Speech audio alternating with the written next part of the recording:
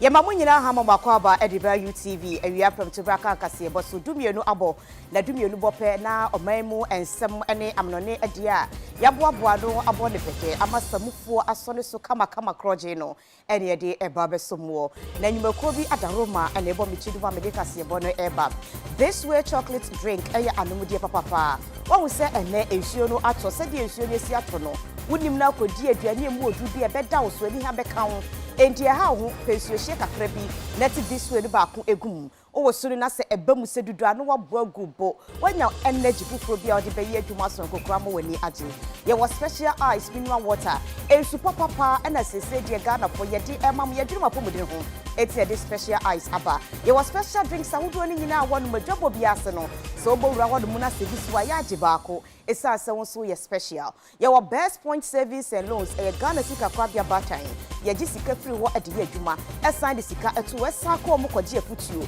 ade fa ye sika ho best assurance agency echi badwumaku woni ye wo yonko na kwa ahokyire mu ayete sesoro bo ano fa ye yonko a okotokro enka soda ye bebam aba beboa wo enwumaku wei ane de ka ho bi na aso masene ne Agyeiwaa Kodie bi ba besum na nwuma no ane kasebo na mede eba no dedi mu akotire no edi eni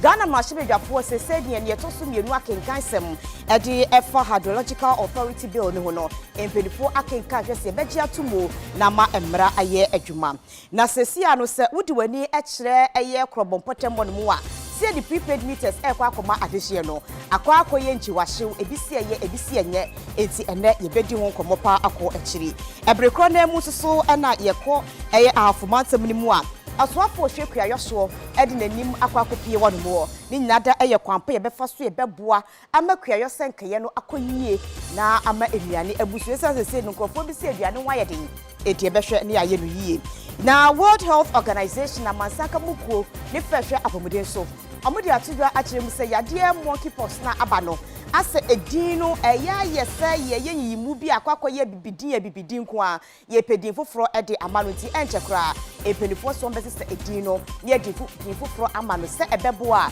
enkoye ayepemu anasa tebdidie enfama efebi ensamono ebi eka ho enene awie Agyeiwaa Kodie de ebremo afi ensamono enchiremu eni Ghana Hydrological Authority Bill no emfempi mienu ene aduonu baako afrase mu ene de ko Ghana mrahye na ebre toso mienu empenifo akenkan na se omo agituma ne beye mrade a ene ne ekwan ne mra ebegina so a ebehwe ama enkrane Ghana nyina toto ye mekye planning ekwe befa so ebeyi gata na se monchimonka to beebi no beye adwuma na omo ekire se eyeye di a na ya samde edema Ghana fo nyina. The Speaker, government over the last 5 years has committed some 2.8 billion Ghana cedis for coastal protection works, an additional commitment of 150 million Ghana cedis on drainage and flood control works. Notwithstanding this significant investment, we cannot overlook the call for increased investment for drainage and coastal protection works in the country. It is also worth highlighting that the challenges associated with the delivery of hydrological services have made it difficult for institutions that depend on hydrology-related information for construction, irrigation, agriculture, and maritime purposes to take full advantage of the department's services. It is envisaged that the creation of the well-resourced and highly professional institution like the Ghana Hydrological Authority will not only attract and retain highly skilled staff, but will also ensure effective and well-coordinated development of drainage and flood management infrastructure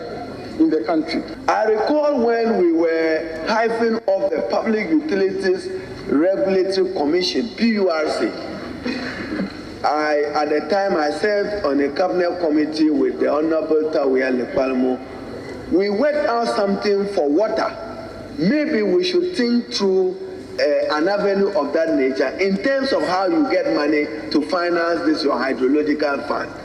If you are going to rely on the Ministry of Finance, donations you won't get, gifts you won't get. So same problem. You would have had the bureaucracy of a hydrological authority, no money to do what they should do.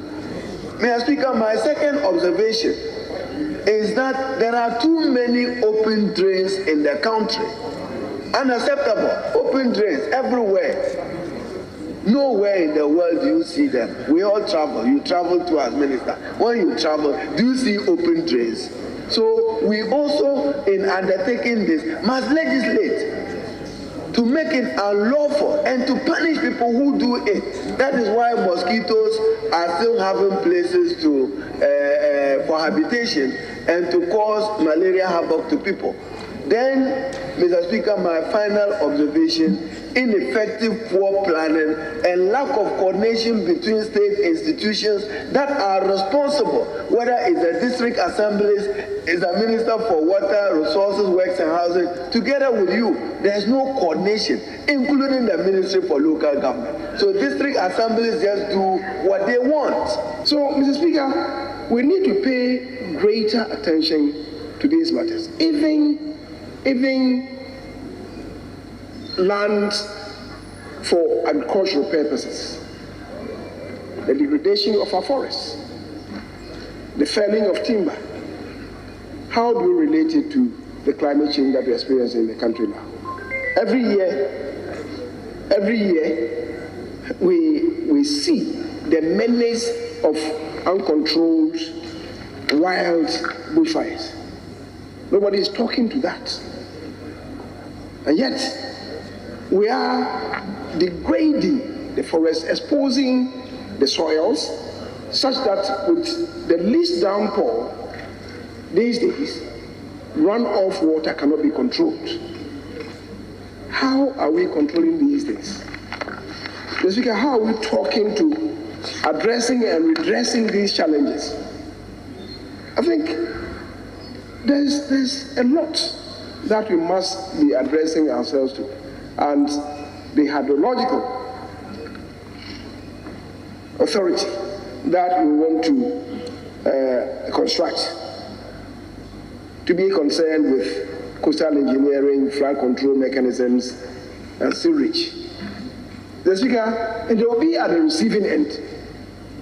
And we're pouring so much resources to contain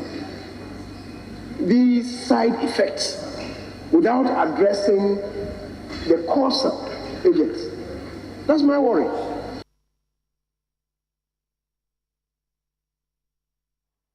Meters ahodo we ye mu no aya na ECG kan adwumako no na de ma enye ye dia na enei epoye mantemu kan adwumako no mpenifo se omode bosome esi wono mo de ama Ghana fo nyina kan epoye mantemu ade hye se wa wanya fomsudie bi ewo mita ne ho no brabe yi o masotire no muntu hu anamon ansa no mabafia ba be hu se wode wonsa aka. We've been meeting on the Kodie issue, and just last week we met a tripartite kind of a committee comprising of electricity company, national security, and the United Kodie Foundation.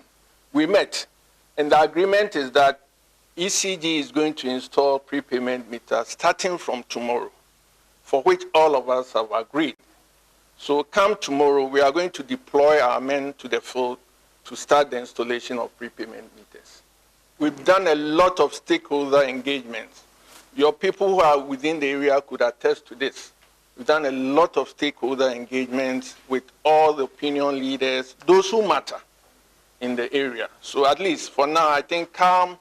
is prevailing. So come tomorrow, 14th of June, we are going to start the deployment of prepayment meters. The arrears, I think we made it clear that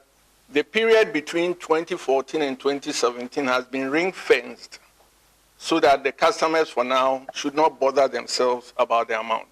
But then the period between 2018 to date, the customers are supposed to pay.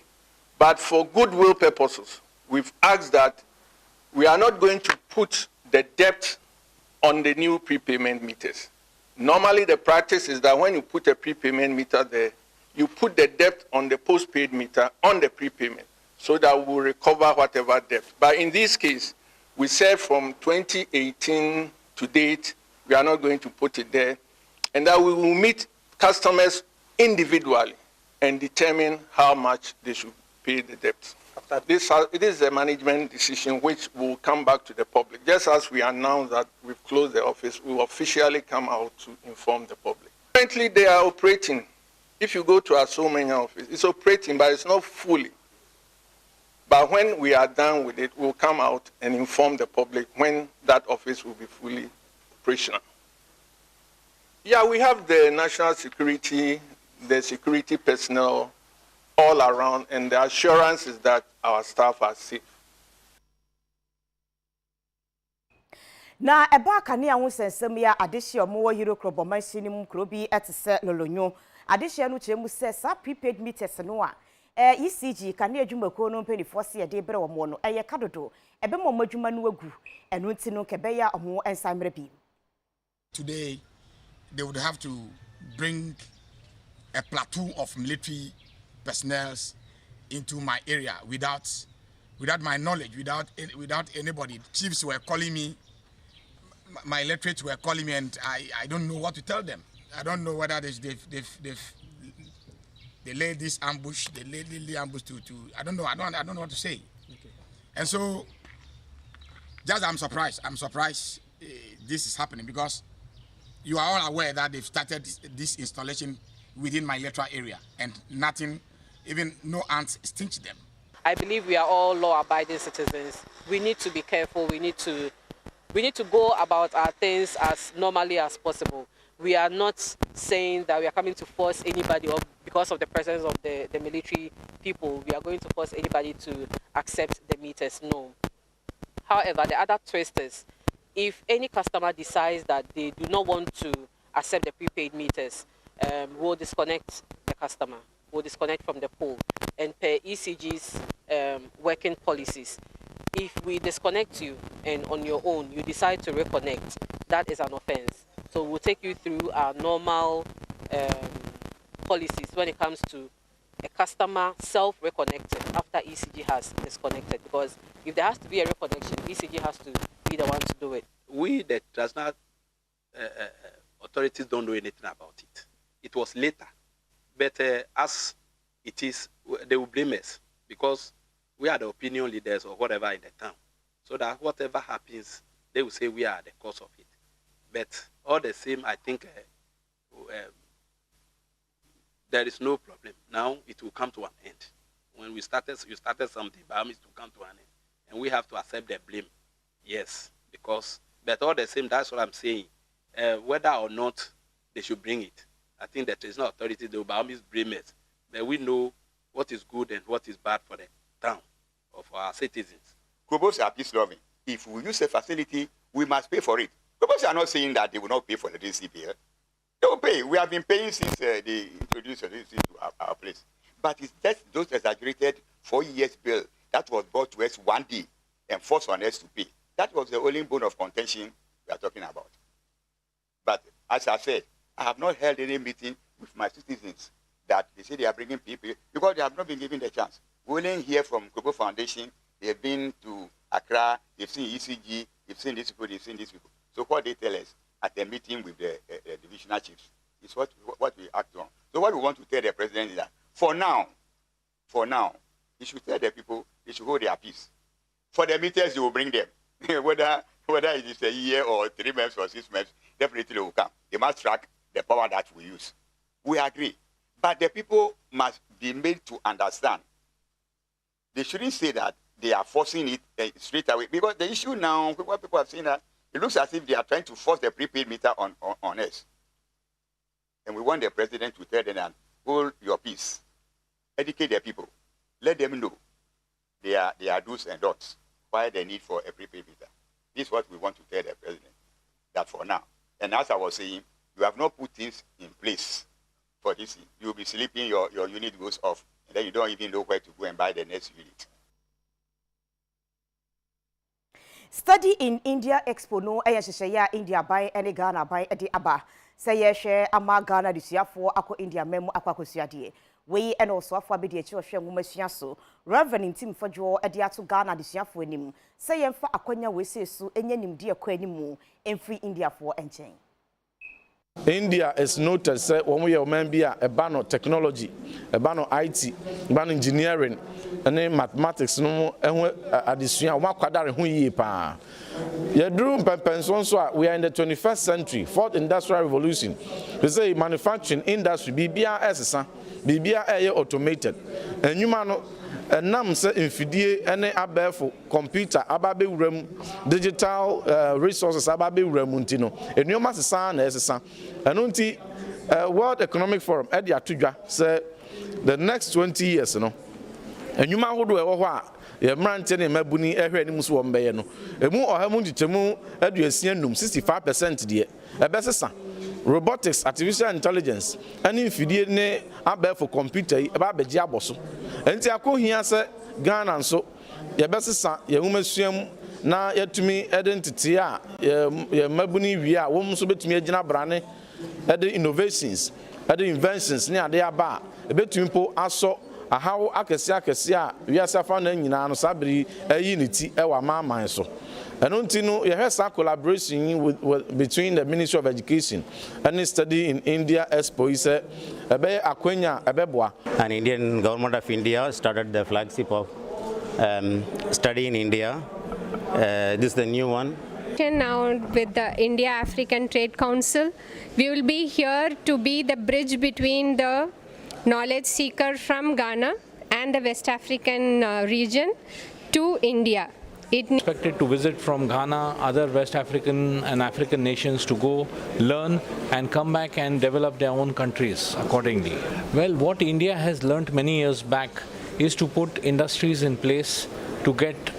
technology in place, and to get the correct formulations in place. I'm sure Ghana is also developing, and our government is putting good initiatives in place, so definitely it could be a good opportunity for everybody in the future. Danisa bossa denya mfempim yenu ani aduonu na 2024 Ghana beko senimu akwakoto abana wei na NPP amayoko ni krabata e wo bromantamo no penifo atsese wo sedabi asamayoko no emu eye gijadodo enunti de di kalo mu hianka bomu asumdwe bambo na afensusu ndwubaden na aboa amenkunya ye omudi omrahebedwam afiri ho no omo ensa kana afesu breaking the 8 omo so mudi amnabufu yihia enwotwe no omatimi aduru ho.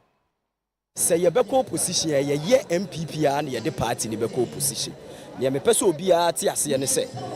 Ye suban ni ye niam nkitin bi enu mom ene betumi di yakọ opposition. Enu nti ye be stress MPP amanyoko no they should reward loyalty. Minim say ye kwa elections. Ni ye mesre nyina ne se. Ye kwa elections yi MPP amanyoko eye akonwa na ato na sebi wo ye de hye so na akonwa ato a obi a pribi mayen twitwa ye nanti mayen kontokwa mayen sey ye ho enam sese wo sey wo yonko a ebeye den no wasen akosa wu nipa no hwa akosere ni so omra na munyina mo nkambom na mo nko elections enye yeda enu nti ye hu se eye fia konwa na ato na fia konwa so to a obi apribi ye mane nya asumdue ye mane nya fe na Ghana ni bia hu se ye ka manyoku asabi e wo se nipa de no ho don a sabi wo be nya animonyam a amonyaku asabi obeboa Ghana fo timamufo a eno ani MPP amanyaku yedim se akansie de nya ba aprapre tinyame adom na ye tuwi a the first na ye hia nkabomu o wanwene na ochena betumi anwene onua na wene ye the same party and the minister rade say nyame adom ye wie constituency election regional election ya ka ye national nyame adom na ye tuwi a ahoden ye de chance ye no ye mfa no anto ase na ye nkamom sesi a ye wo mu a ye pese brigade no make a che party phone na se ye nja na twitwa se ye mi se be brigade a ye nja na twitwa ye ni ye ho nokore se nipa no kwa anya bonto no ye se ka no ye ma ya seme eden enkadem ni sisi yasem se no yetimi yesa ma na be brigade 8 Ghana for do MPP na mo MPP for na kasa niema ese ye kama Ghana for te ase no ye nka na mo ya kasa etwitwa ye nanse busua didie na ato no obi apre enti wo kokopere aka wo de obetimi aye enye de obi odi obi anu besi obi an na wo di jombo adu atem so oye nipa o timi ye opposition o timi di akọ power empremie no onye da biem te yesrem amoto aba eto hinefo ne si hinefo se yesrem asi ahinefo ne onyamfo kantin kanfo etesem ene ahemanfo yesrem amoto aba ma John muntu abama jombo adu no wonto aso MPP abakosemu for the third ayi no wobema ye victory ama dia break the 8 year eniema amaho se ekokoso e wo man Ghana particularly mu district enuma ahodo ekokoso no ebefiri ase aye the resource wa ebi ye 2025 ebi ye 2026 na saa niema no nyina ye mo nsa no aduma nti e ba be gya na wa akwa na no obi aba be take over nti no momwa na the capacity ya what the free yani enya resource just MPP ya na ya wene no sa capacity no e wo yewura dwombo adum na me ya aduma on the 17th 15th 16th 17th no mo ba Accra yewura dwombo adum e na mo maye na dom Gomwa East abato pesua no ewo mfimfiri mantemu na mrashibedwani ogine mu edimomo edi atudwa achirem se so hwese dia Ghana asia ye den na eniema boa ye den wo kwankwa ba mba na chese eniema no aban no wohunu so na asam no kra ma ye nton sabi esanse o mampanyi akufuado ene na bedi eche yewura bomia wo mu twa nto ache Ghana fo mu nka asam no kra ne nche nto mo ye sabi ebusabi konto atrofo a omo Ghana hapa eyimpotre ndada nkuntumpo atura abanya osido oridi chirayan wasara wasu be break 8 yanche yawura baomia economic messiah afi ensinin kabiom okasampo obiante na dami yimpe yo so be president wa Ghana say the Ghana shanensa adofunum yebeko somo yetie yanyamanyama ye say ende lukogoma chawuskadi kogom she emonebo adi biara ne bo ayeden osan amembo bona ye wonti na omo kade say yimpa boni do amane do a yimpa wo mo bia wo bra eti bra ye wo mu no amembo bon na ye wo ana na do danko kufado na ne nua ba wo mia dan no nsi Ghana ha obiara bra ya kwanyina tetu opansam eko minister wasisikan yo ensu yanyansu nom eko Ghana water company head officer obeka cho the honorable ya budget awodi kwempo wo fa mayan na say ya tomayim na daminzama rekodo a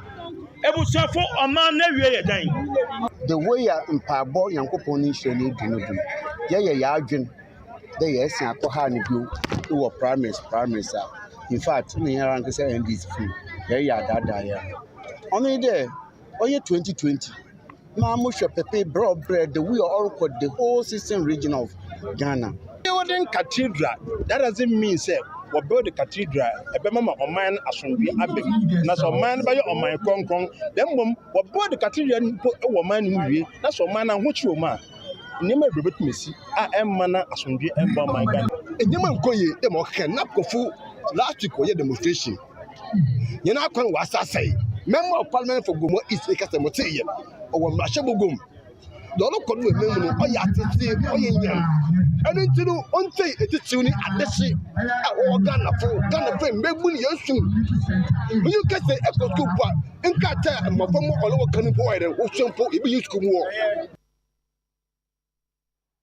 Nanu will be a mamunya no tie Russia and Ukraine for achi ayam so enya sam ketwana chese ntokwasia enye ntokwaketu akra enti enam so emma hwehwemu betodwa se Ghana de hye bebre ewo Ukraine memmo mu esuade enti kebeya aban no enkofo momra ampantoto ye ne hyehyeye koso emma ye dibi ebaye na enei osoafo no ne hwe amnone ensem so onumanyafo Shelley ayokobotwe akasa de atodwa se Ghana fo bi ewo Ukraine memmo a omo abebo anumsu eguzi so beba Ghana pa de lalai omo kyerese omo ayo mafamu die biada kasa bi etwa fatase ene omo ka afutuo bi ese de mo omo no omo si omo manne ema wochina ena kwabrane so ye mo ne bede so wose wo made a ye ntimi hye ne se chinchin atwan bra ye kwa kwakyekyere no ade na to play mo de aba na asa de beyin enti de wo kan atwa kosi ne se aba no ebombode ne ahwe se ye bebombode de Ghana de hye wo Ukraine memu aba na so ebisi omo ma yentimi enhye won se chinchin atwan omo emrefi na ye kwa yanimu ase ebeboa na ohia no abrase na yehu se Ghana enema ekoso anya twekura no dakro obetimi edidi mprenu ewo na setena mu eno enti na aban no aye no se wo hwe edetete yese fata ama mensi kropon assembly na omo aye hyehye yesi ko mo benya ede afri assembly ni mu no omatimi edibi aboa wo na ahia wo mo ano betimi de aye mpuntu dwuma bi wo mo ama asomdwe akoso enti enipa beye aduasa miensa na santete akọ ede amomo ewapuye mantemu and the trim pa bebo ne nyina no so se ebebo na ohia dodo no a ewo man no na chese etimi abre anoase na accrete jobs so hwe for the past 4 years the program of planting for export and rural development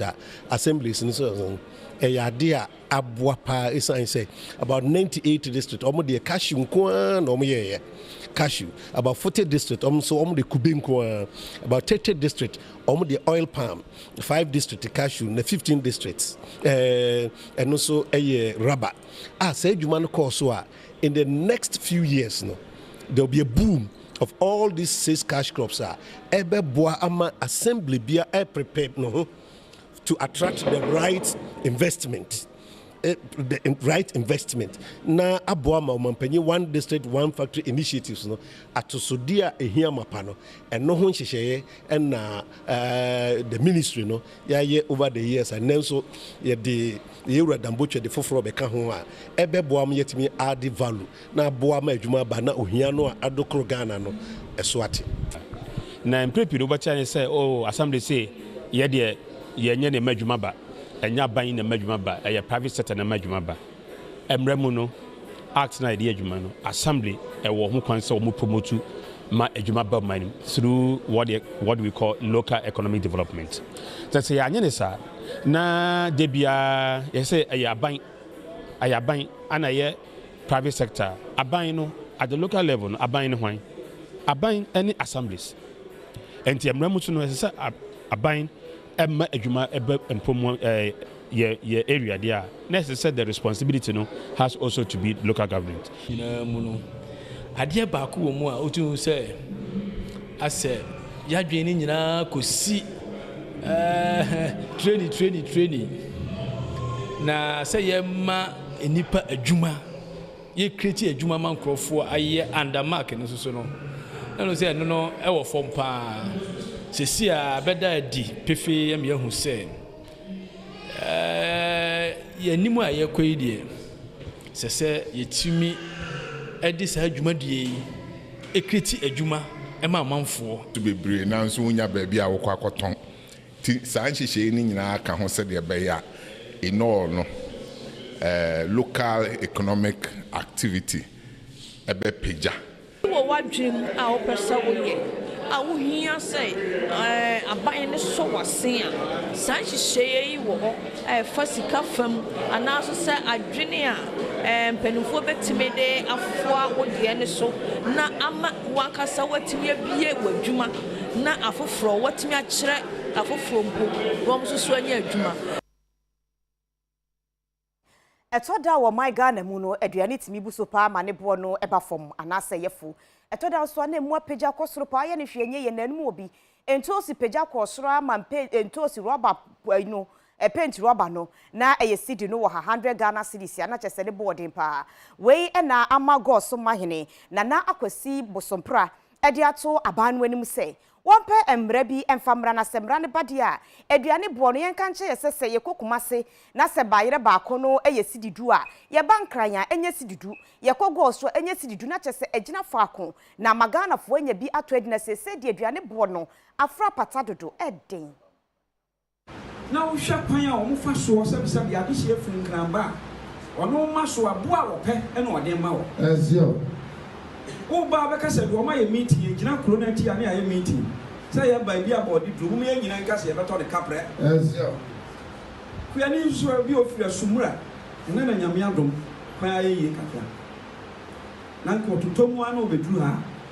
epo na ma no ni so de ma no no okọ ezio want me ansa mfa nko na chi ezio nanso so enkakrakra nipa beti ase ezio de omu a de ehia me pa no ene ejom ekrafo ene de for ekwa mu faso eto akuafoɔ nneɛma no ɛnokorɛ wokɔ Ivory Coast a akura ketewa biara se wonkɔtɔ biribi yɛ nkyekyere no ɔboa mu ɛmfa fa ho na wotua ka yɛde bɛto wo scale so na scale no deɛ bɛka no ɛna wohwɛ so na wotua ka Ghana yɛwɔ mmara a yɛahyehyɛ yɛfa ɛnso mmara no yɛmfa nyɛ adwuma gye ano no a na akyire yɛnyɛ power trader na ka ho a yɛgye a deɛ bɛ timi ayɛ adwuma na yɛbu tuo mo kakra na yɛbɛba abɛgye amu no bi na mokɔtɔn atuo mo ka a yɛpene. The fertilizer cost, the fuel cost for the plowing and harrowing, and the chemicals. The fertilizer tools must be available so that when you go to the market, you get something to buy. This year, a ton of 400. And you are here for a 4.5 acres. So we are saying I'm the big. First, I do credit year, Macran, about 20 cities. And now we have 1 and I do about 50 cities. And the fertilizer, neighbor for fertilizer about 500. Okay, anybody when you study at all. You see, the best I say, Omway, Najmana, Najman, probably also, I was sat here and Oba. But at the end of the year, no, 2 years be and 3 months. That's how better I know, Fasubia Maso. Miss Emilian, I know, a bank credit Mako training a young mono. So I bite me, boy, Cramerum Kabuji Cramenco. Empenyi se ye die hia ansa na ye die fata na se abanu eye bibia ese ye de eto enseniye ni na yawe ahwe se we nu ekọ animu echen we ye we mamafo na ebeboa wo mo eno ene hyehye ya empenifo pesomo eyo wo mfiempim bienu ni aduonu baako kopum mfiempim bienu ene aduonu enan enti endam so ama monitoring and evaluation secretariat no wo ayenhyiamu eye workshop ede amachire se yensueso yadwene empe kwampa ebehu se we ni aban ade ehia ebetimi aye ne kane ansa na de edi so no ababetodwa. Monitoring and Evaluation Secretariat. Eya Ghana Mampenyin Nanado Danko Akufo-Addo ate Shen Office of the President ase. Na no onwanyam for gifty Ohini Kunedu ene ye National Coordinator na asweye ene womo twaka efa kwan abetima fa so a aban enwuma hodo a wo ye no ebetima gina na nanso no omo ababehia ewokumase wasantemantem womo eye workshop womo esusu adwene kwan abetima fa so a enhyehye ya Ghana Mampenyin eye sede be ya no ebetimi afa ne ntoma pa efra no etimi agina na nanso pepepe na no na youth nsem trefo ene national coordinator etwetwe nkomo emra workshop no opening ceremony ne ba awie no na wo kyerem se wo hwe aban nhyehyɛ ya waye ewo ministries department ene agencies no ehia se wo mu etimi hwe se so sika wo de akwakohyem etimi aso aba na we decide se ye hwe 13 ni ahwe ne yi pa especially near His Excellency the President no initiative, but ebi wo honma betray but very important to us. The same Masloko say, and Crofo here skank it and get here on the bedija. Galam say betray, but His Excellency Ashimukina, a making sure say yinsu any better railway development betray and so a see a near Shimukina. Until Bibisana na yefre na 2017 say munyina amonim say na e Ministry for Monitoring and Evaluation into omo free bibiase omo list sa programs nya that time no kra de na mefa say programs ni projects e wo system no munyina nti na e doso nti omo is na ye na e kosai so huni anya actual no nti na ye easy amobia wo fa chat na na ahaye we department ni agencies omo munye politicians nti no kra no ene ye beka wa hade ache Ghana for sekebia ye politicians nkwana kambaka se bia ye yan na ahye dana ye bibidia ye hanse ye ho opanyine de sanse na tudwa wa mu ahodo no eye fe na eye krabehwe no ane se besisi adan no ni atete ntemu na enua egiregyina mu na emframa famu efepa emobi etwempo kase ha se de asawunidie do ha ahado mu ekoyie wei ebi na akwankyerefo a wono na National Development Planning Commission wada no Dr. Kodie Mensa Abrampa ede ato Ghana fo anim se yesisi ya dan no ase be ye fe na ye kama no aya ye nduaduanua e wontemu na amano adinimu yie opanyine de sansem yana tudwa wa bra na Green Ghana Day da so nkwan pinifo yesi honum si ye nduanua famfo my Ghana fa na ba bia no my Ghana entumi sanya haba mo no me che green bi mu no dwumadie no ase na opanyine no de sansem yana tudwa opanyine tirema be pie mu okuru nkesie mu ti sen krane nkuru ekeka ho a kamia kwa se ba bia yesi dan vegetation michire ndua ne nwura ahodo no yetwa nyina de gu na so so. Every area no e dua se wodua o so ko dua ni roots no to me yakasi my mama untumi ndua okwan ho because esa to kwan no enti e bia ye sha say some time ago no na ye nim but then we are well informed. Enti forestry commission any parks and gardens omo educating nya enti no obia baby owo no any dua ye de be ma wo say wondua obewa behwe ndua no se ne be ya you make sure say Indiana best educational facilities or educational schools where we plant more trees. We'll get the children involved so that every child plants a tree. Last year when we did that, we planted about 200 or 300 at the old cemetery. Our municipality, our most school, ni munya ibedi ediano. Yebesha teacher for no any or head teachers no name of finding na say yebehwe say ombe di nsuo be gugu niane so abo ho ban akwakwa kwoti say ebe nyi aye kese a ehia say ebe bale say ebe kɔ hɔ no na eni hɔ na emom nso yebe bisa say ye pon suku ne ekɔ a nkɔfo nso ba suku mu hɔ say omo te ben yen e wo suku ni nkyɛnkyɛn no omo hwɛ na omo mmoa yen ne mfa mmɔ nnua na ye dua eneda hu no na enyi from SSA the computer na ede enkoda no eco school sahodo nim ti sakra no twa BC ni wepe na computer no amani school se wonko na eba no sape ase aban schools ne nko a enya de kwa animu ankrankra schools no mu enya bi wenti Ghana National Association of Private Schools omo general secretary ede atodwa asere aban no se wo che eye enkora no ama schools na ankrankra school no wonka omo biesa so mo so eye Ghana fo. General Secretary of the Ghana National Association of Private Schools ano Ora Justice King Esel Etwaso Echiremuse Ensembia Director General Emma Ghana Education Service editudwa se enkwada womo ebeko category A schools ewo senior high no dodo na mu bese o hanche mu aduo wotwe de obefa afi aban school na ode wono makọ na private school na ankrankra schools ni de wo matwro BEC yewie no obesan atwro entrance exams no wo se enye wono mo de kra ebra woni UTV nsɛmtwɛfo twetwe nkomo na General Secretary echiremu se enhyehyɛ ya asoye ahwengomasu ansɛm so ede atodwa na wɔn mo ede ye adwuma ya aban school enya 30% placement ɛwɔ soro ansana private schools na benya no ɔse enkoyie na nhwɛyie a wɔn de befa mmara kwan so na emra no aka bi ede ama wɔn. Ghana National Association of Private Schools edi wɔn na wɔtwe ne no na wada na de apa ho ntoma ya asɛmpo a wogina so wɔse wɔ hawo a ɛwɔ hɔ no mu a emmoa ɛma engomasu papa enkoso ne private schools nso betumi ayede aboa 21st century yewo mu yi emu. Private school and ankrokra school eso kan Ghana ho na addition ekọ enim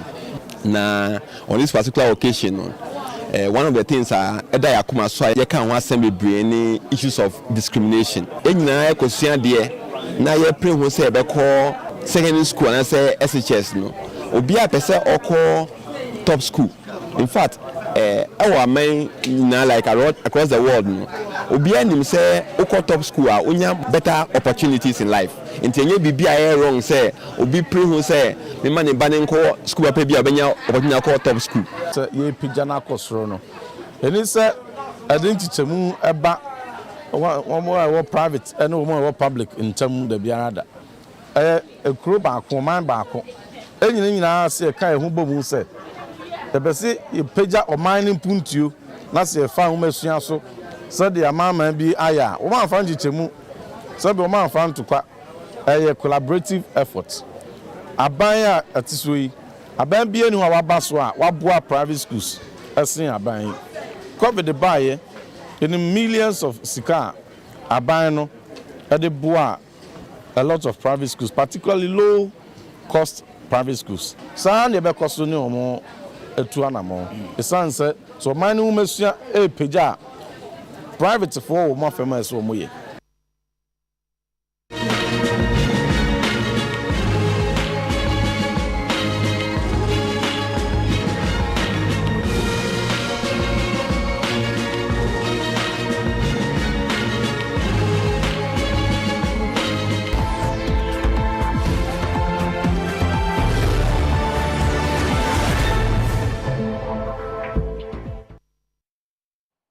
Yade kasebo no eko ye mpotemu na ukonfante akwa south mensinima ewo aboye mantemu eye mensin bia eso abaitre pa na yaresabia ba akopɛ ene wono mo na ka yaresabia ne ye ba akopo ena akade womu edane ye papa enke ha adwene atete apansam ayetise kontebe no efri ebra esi ayaresabia no nhwemu akire sense esi biara nkoso enti amamu tina adwumayo no ayede ne wei ena mo ahye bedwani ade ato abaye ne mu se wedi aban omukita bodu embra besom na bo om na yaresabia no nye yesa asenkrofo nkwa ade adwem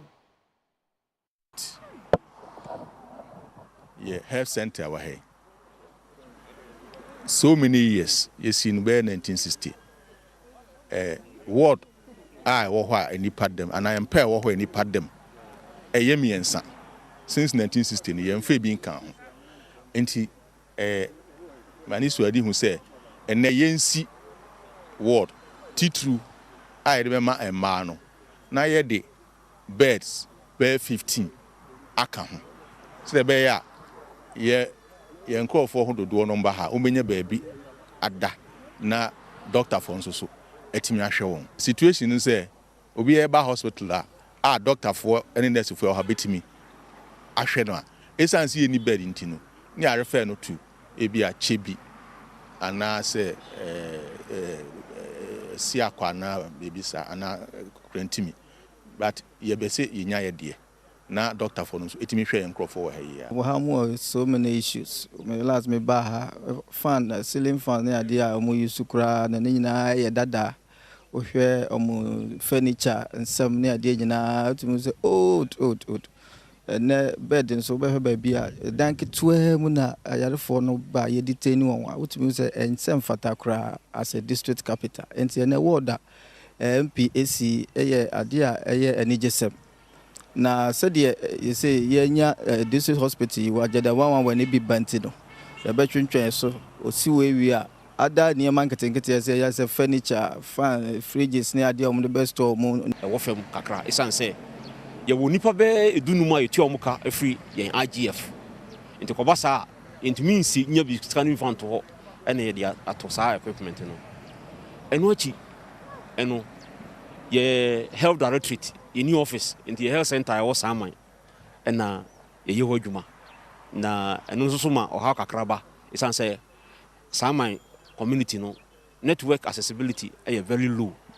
the just any nyina no ye san so eba osino ha na yetumi abeye den abeye adwuma